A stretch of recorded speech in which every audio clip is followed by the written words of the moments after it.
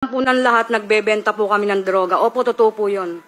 Pero po yung ibinibenta po namin galing po talaga po sa pulis. Pero nung nga po nasabing maglilinis na nga daw po, sinabihan po nila yung asawa ko na paalisin ko na daw po ng Antipolo kasi nga maglilinis na nga daw po ng mga panahon ng 2016. Ma-identify mo kung sino yung kinukuha mo ng drugs sa mga polis?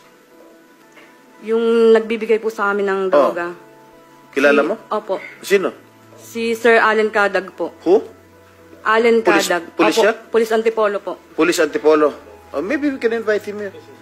Sana nag-report kayo sa otoridad, alam sa chief of police. Pinaalis na po kasi ako ng Antipolo nun, sir, kasi nga daw po isusunod na akong papatayin. Ayun. Kung natakot ka, sorry. Sorry kung natakot ka. Sino naman po yung pulis na may-ari ng kotse na nililinis nyo para malinis yung dugo? Marlon Olaco po at saka kay Sir Baste, kung tawagin nga lang po niya. Marlon Olaco at Sir Baste. Ano pong apelyido ni Sir Baste?